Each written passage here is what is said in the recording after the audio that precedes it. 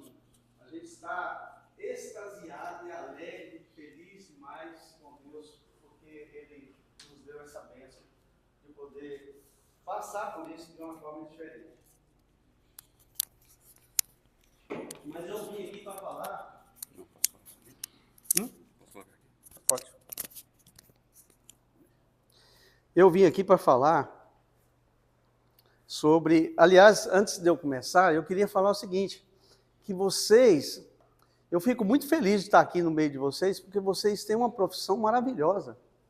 Eu, a minha vida toda, trabalhei com manutenção de computador, caixa eletrônico, durante uns 40 anos.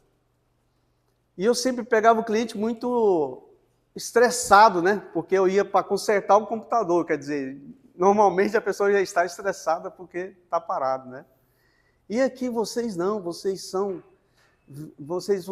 vendedores de quê? Vocês são vendedores de sonhos. De sonhos. Olha só, você pega um cara que tem um sonho de vender, com outro cara que tem um sonho de comprar. E aí vocês são um canal de bênçãos para eles. E vocês, ao mesmo tempo, vocês realizam ou fazem com que esse sonho duplo se realize. Então, é uma profissão maravilhosa. Tenho inveja santa de vocês, porque existem outras profissões que são muito estressantes. E percebi que o ambiente aqui é muito bom para trabalhar, então vocês estão de parabéns. Eu quero falar para vocês sobre uma parábola que o próprio Jesus citou. E Jesus era muito, muito, muito inteligente. Ele ficou 3 anos aqui, mas ele ensinou como se fosse 10. E ele usou muito de parábolas. E a parábola, ela é uma história que é contada para mostrar verdades, outras verdades. E essa parábola em específico, que eu vou tratar hoje, ela é muito legal. Ela é muito bem bolada, porque você pode pegar essa parábola e aprender em várias áreas da vida, só com ela. É a parábola do filho pródigo, que na verdade, eu diria a parábola do pai amoroso. E é focando nesse pai amoroso que eu queria ler para vocês essa parábola e a gente meditar sobre ela. Um homem, Jesus continuou, Lucas 15, 11, até o 24. Um homem tinha 2 filhos. O mais novo disse ao pai, pai, quero a minha parte da herança. Assim, ele repartiu sua propriedade entre eles. Não muito tempo depois, o filho mais novo reuniu tudo que ele tinha e foi para uma região distante. E lá desperdiçou os seus bens, vivendo irresponsavelmente. Depois de ter gasto tudo, houve uma grande fome em toda aquela região. E ele começou a passar necessidade. Por isso, foi empregar-se com um dos cidadãos daquela região, que o mandou para o seu campo a fim de cuidar de porcos. Ele desejava encher o estômago com as vagens de alfarrobeira que os porcos comiam, mas ninguém lhe dava nada. Caindo em si, ele disse, quantos empregados do meu pai têm comida de sobra, e eu aqui morrendo de fome? Eu me porei a caminho, voltarei para o meu pai e lhe direi, pai, pequei contra o céu e contra ti. Não sou mais digno de ser chamado teu filho. Trata-me como um dos teus empregados. A seguir, levantou-se e foi para o seu pai. Estando ainda longe, seu pai ouviu e, cheio de compaixão, correu para o seu filho e o abraçou e beijou. O filho disse, pai, pequei contra o céu e contra ti, não sou mais digno de ser chamado teu filho. Mas o pai disse a seus servos, depressa, tragam a melhor roupa, vistam nele, coloquem um anel em seu dedo e calçados em seus pés, tragam o novilho gordo e matem-no. Vamos fazer uma festa e comemorar, pois este meu filho estava morto e voltou à vida, estava perdido e foi achado. E começaram a festejar.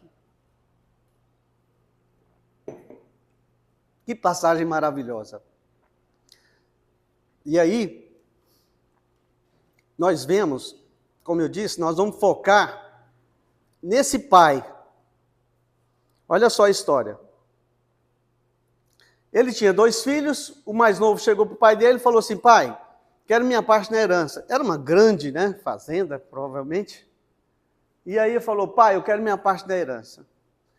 Aí o pai não questionou, porque na realidade herança é quando a pessoa morre, E aí, depois que a pessoa morre, o pai morre, é dividida a herança entre os filhos. Mas o pai não questionou isso, falou: não, eu vou deixar. E deixou. Fez a divisão.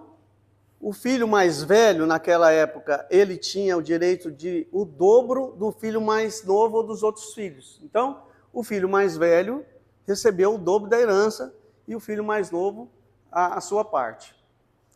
Aqui diz: não muito tempo depois, quer dizer, ele ainda ficou lá com o pai e com o irmão, naquela fazenda, com a sua parte. Não muito tempo depois, o filho mais novo reuniu tudo que ele tinha e foi para uma região distante. Olha só, ele deve ter achado um corretor, vendeu a parte dele, pegou o dinheiro e vazou. Não era um corretor daqui, porque senão ia orientar ele. Ele pegou o dinheiro e sumiu no mundo. Falou assim: quero viver a minha vida. Eu não quero mais ficar aqui subordinado a meu pai, ficar nessa fazenda aqui, trabalhando.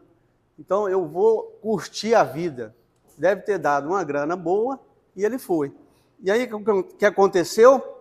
Ele foi mal orientado e os seus bens ele viveu irresponsavelmente, dissolutamente. Gastou tudo que tinha. Provavelmente encheu de amigos em volta, pagou para todo mundo, Pagou tudo. Era um cara novo na região e acabou. Depois de ter gasto tudo, houve uma grande fome em toda aquela região e ele começou a passar necessidade. E aí veio a necessidade, coisa que ele nunca tinha sentido até agora. Veio a necessidade e, como ele tinha muitos amigos, sumiram todos, Porque o dinheiro acabou, a farra acabou e ele ficou só. E aí foi pedir emprego, não achava emprego, porque provavelmente não tinha currículo nenhum, só de gastar. E aí ele foi e achou um empregozinho com um senhor lá no fundo de uma fazenda. Por isso foi empregar-se com um dos cidadãos daquela região, que o mandou para o seu campo a fim de cuidar de porcos. Vocês já conheceram o que é um chiqueiro? Alguém já viu? Conhece? Na minha casa, lá na Bahia, muitos anos atrás, o quintal era bem grande, eu me lembro, eu era criança, e tínhamos lá um chiqueiro que a gente cuidava, engordava os porcos, para poder comer. E era muito fedido. O que o porco lá comia? Comia o resto do resto. Tudo que tinha de resto, que ia no lixo, que hoje vai no lixo, era dado para os porcos. E esse cara, ele foi trabalhar e pensa a situação do cara. Ele era filho de um grande fazendeiro e agora ele estava lá cuidando de porcos com vontade de comer a comida dos porcos. Já imaginou isso? É muita fome, para o cara chegar e querer comer a comida dos porcos. Foi isso que aconteceu com esse rapaz. Mas ninguém lhe dava nada, porque lá estava uma grande crise, Caindo em si, aí o verso 17, caindo em si. Essa expressão é maravilhosa. O dia que eu li essa expressão, eu falei assim, gente, que expressão. Que expressão. Caindo em si. O que é caindo em si? Caindo em si é quando você chega numa situação terrível, e aí você olha para trás, olha para cima, olha para baixo, olha onde você está, e aí você fala assim, cara, o que eu estou fazendo aqui? O que eu estou fazendo aqui nesse meio de porcos? Meu pai, os empregados do meu pai, lá tinha comida de sobra, e eu estou aqui querendo comer a comida junto com os porcos. Caramba!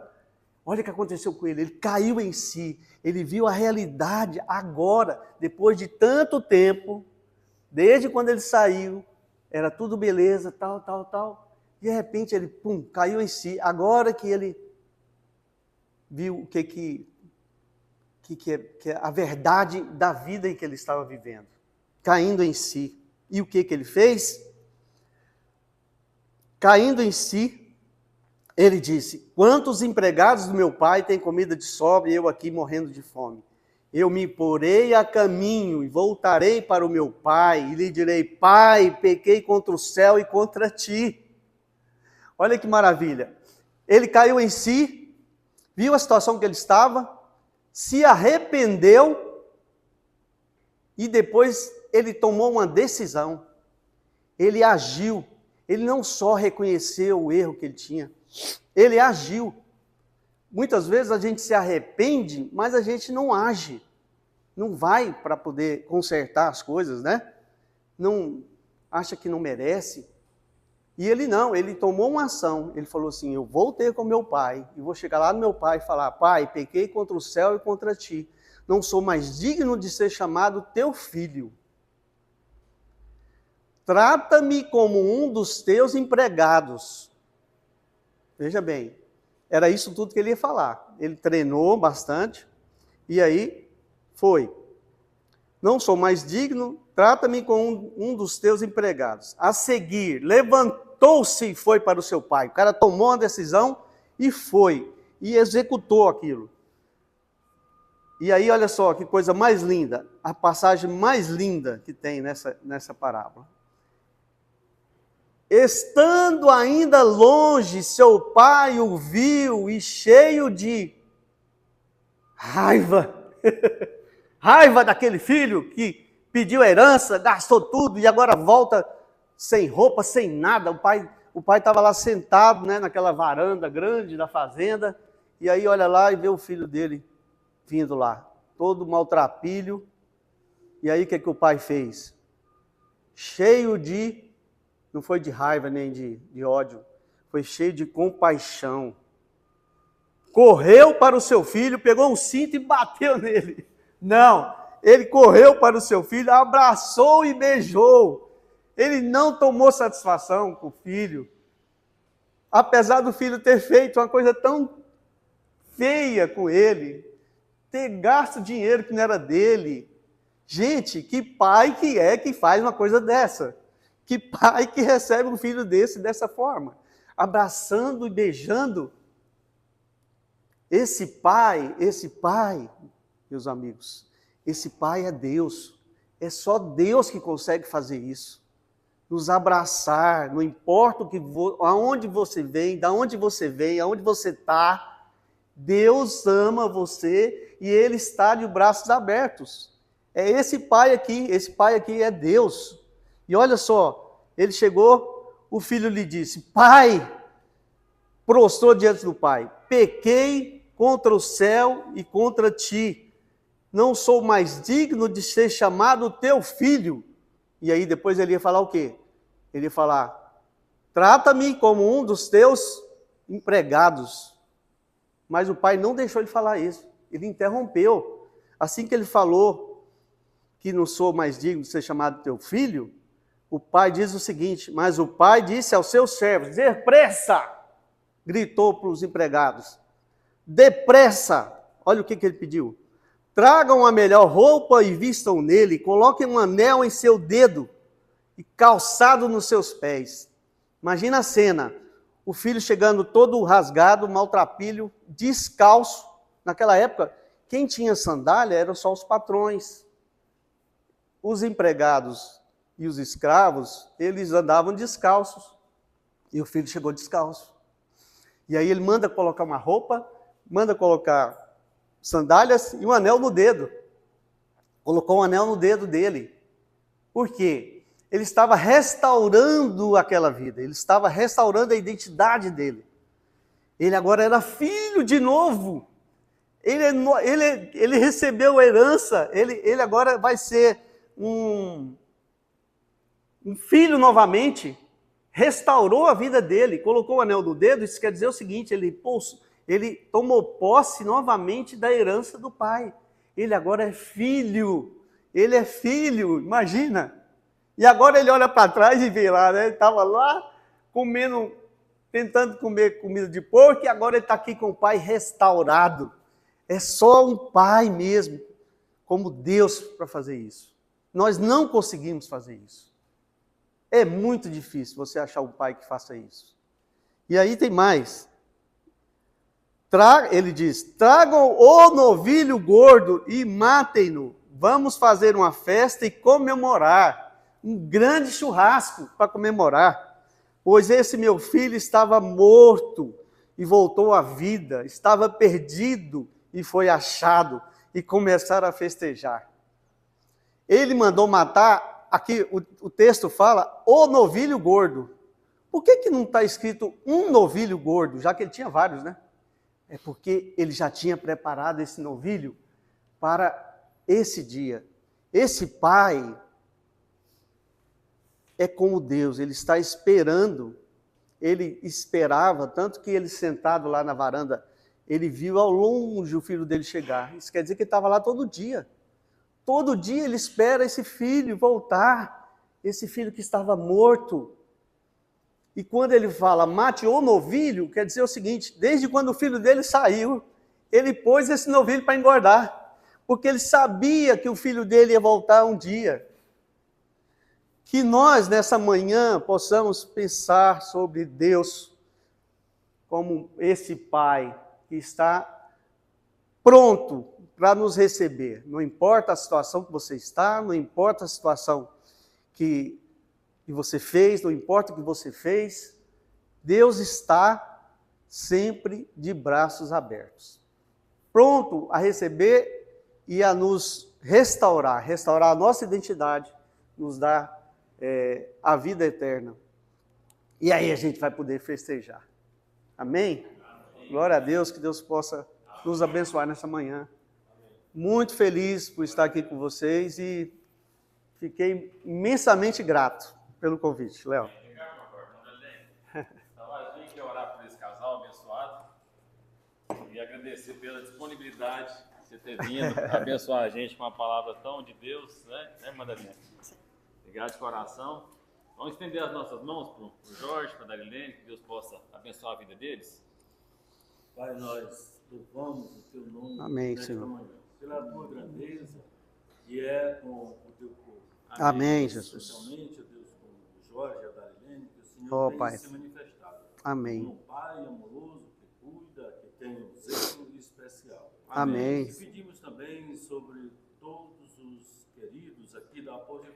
Amém. O Senhor Amém. abençoando. Abençoe. Recebendo todos assim, de braços abertos, independente de qualquer circunstância. Amém. Não olhe, Senhor, para os nossos erros, mas nós humildemente pedimos que o Senhor abençoe este povo.